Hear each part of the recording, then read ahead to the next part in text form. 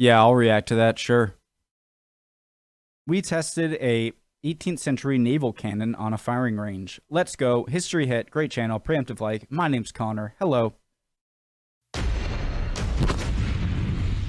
Firing! Whoa! That is literally shocking.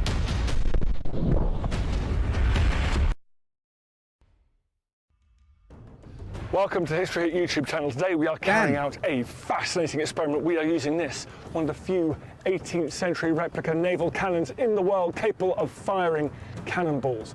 How much do you think that weighs? How much do you think that? And don't Google it. How much do you think this weighs? And then I'll Google it, and whoever is right, I will give something. We've got a time. I'm going to say that weighs Century replica naval cannons. 3,000 pounds. That's my guess. In the world capable of firing cannonballs. We've got a target 600 meters away made of thick oak planks. We're going to see if we can hit it and what damage we can do. Then we're going to bring that target closer and compare accuracy and punch. Let's get on with it. Before we start loading the cannon, it's important I familiarise myself with the equipment and that we warm up the bore to ensure optimal performance and accuracy. Time to fire a blank. What I need you to do Yep. is stand roughly about here, holding the linstock. You want the match to be vertical, Yeah. like that. Give it a bit of a blow. Yep. Blow on your coals. Lovely. And then just drop that straight into the powder. And as soon as it takes, lift the linstock up out of the way. All right, get your ear protection, everyone. Okay. Fire, she bears.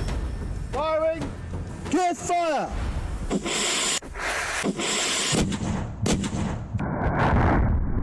Actually less violent than I expected. Whoa!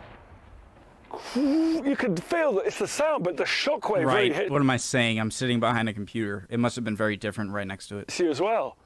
And look at the grass in front. Wow. The fog of war. Woo! The fog of war, yes. That was True. intense.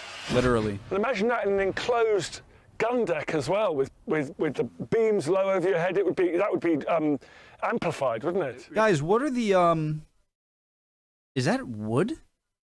What are the wheels made out of? And the, is that a log? No. Huh? Really would. I gotta shut up. I'm sorry. Just watch the video. And there's 100 of those weapons on HMS Victory. Yeah, 104 guns Oh altogether. my. Not all firing at once. No, but still. One of the smaller ones is still quite enough, isn't it? Oh my goodness. That is literally shocking. With my ears still ringing and dreading to think what it must have been like for a gunner below decks during the Battle of Trafalgar, it was time to fire a real cannonball. Nelson. Our initial target, 600 meters away.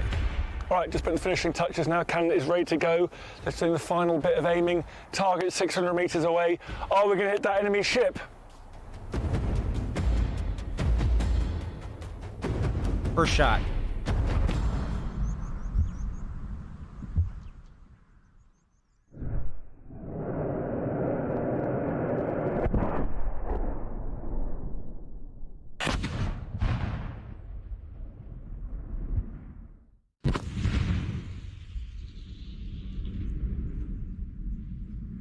Oh yeah, you see it hit.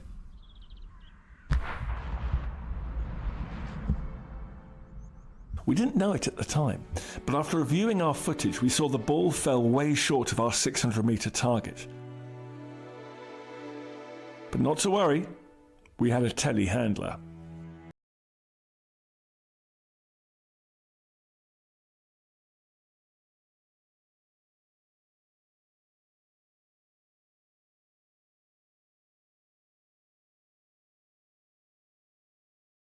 Bad news is that we did not hit the target at 600 meters. We went up there and looked at it. We thought there might be a mark on it, but no. And we couldn't find the cannonball either, which means that some future archaeologists can have a very complicated scene to kind of reconstruct one these days. But the good news is that we brought the target to 60 meters, 70 meters. I'm going to try and hit it at that range. And Just bring her right up. And I love how it's so much easier to bring the giant target closer than to move that cannon. That does reflect what British naval commanders sought to do during the Great Wars against France 200 years ago. They always believed that the closer the better. You could finish the enemy off at point blank range. Like a Let's see if it shotgun. works. Do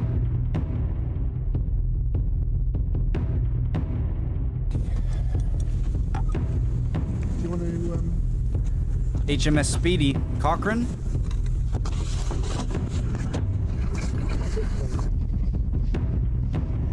It's a good seal.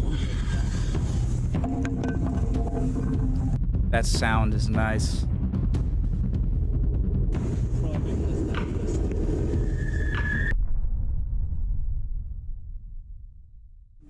Three, two, one, give fire!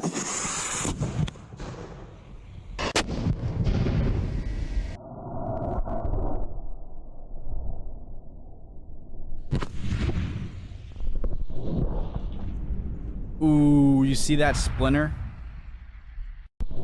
Imagine that hits you.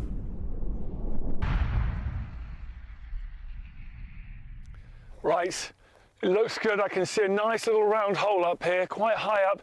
Remember, you're not trying to sink an enemy vessel in Nelson's Navy. You're trying to punch through the walls of those ships and cause carnage among the crews on the far side. There you go, nice round hole.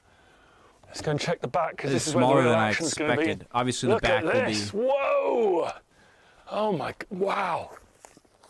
A huge field of splinters that have been dislodged by the rounds. It smashes through this oak. It was quite a neat hole on the other side, but look at the exit wound, if you like. It's like a shotgun. It's like a shotgun, but the ammunition is the wooden boards of your ship, and it's like the cannonball is just like a starter for that shotgun blast. It's terrible. They've torn up the oak. It's torn up the oak, which has then splintered. These would have been circling through the air. Supersonic speeds would have caused devastation. And look at the spread. There's bits there. They go all the way over here, meters away. Check this out. Look at that. That could tear into someone's arteries. That would cause a lethal wound. And it's sprayed all over here. So we're talking a crowded gun deck, splinters absolutely filling a space filled with hundreds of people. Little ones like this. Like, think about it. If you got like 4 of those nicely placed, separated cannonball shots into a gun deck, I mean, that would... all the way here. Game over, I would think. Still picking it up back here, 30, 40 meters away.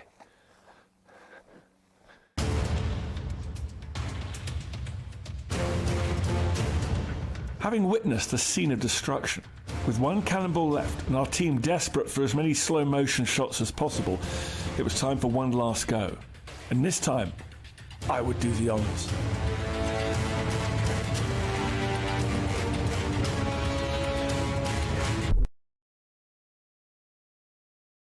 Ads. No ad. Continue.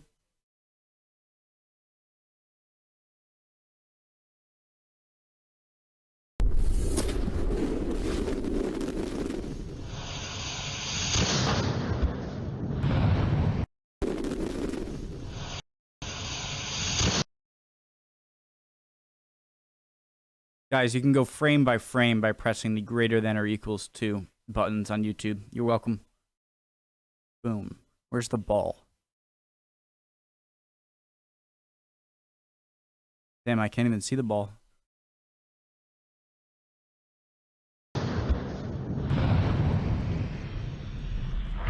You saw it. You saw it. You saw it. Watch. Here it comes. I can see that already. You can see it, right? You can see the ball.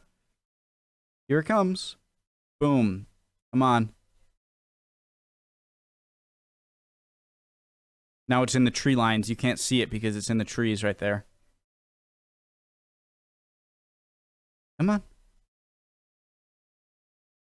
There it is. There it is. You can see it, right?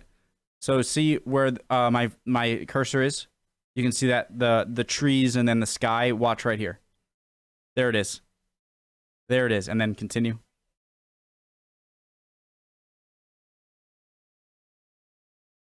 Boom.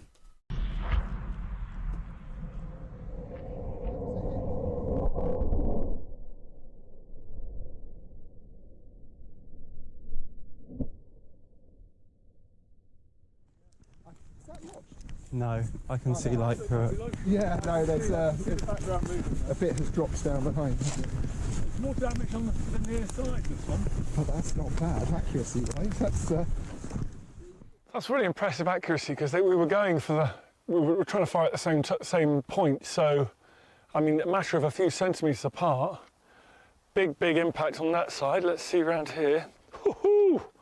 Look at the state of that. Oak. What kind of wood Look at is the it? state of the damage on this side, on the exit wound, if you like. It punches through here. It tears this wood apart. Big heavy oak, and then Oh yeah. it produces even more of these splinters. HMS Victory was firing 50 of those at any one time into its enemy at point blank range. So there could be 50, even more cannonballs coming through the side of a ship. It would have been a killing field.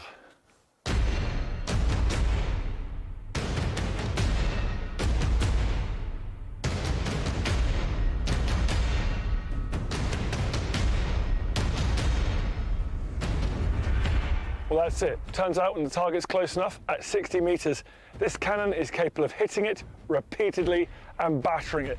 Not just that, look what it did to our camera tripod. That's just the shockwave, the ball didn't touch it. Anyway, that's pretty cool. For more of this, make sure you like and subscribe this History Hit YouTube channel. If you want to watch the film Nelson's Navy, check out historyhit.tv. Stay tuned for more of these. Battle of Agincourt.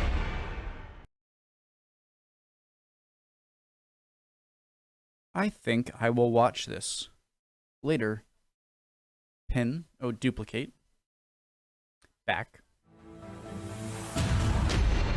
Ah! Okay. Yeah, I have my Christmas thing. It was close. Hope you're all doing well, guys. Hope you enjoyed that as much as I did. I hope I'm close with the weight thing. See you guys next time.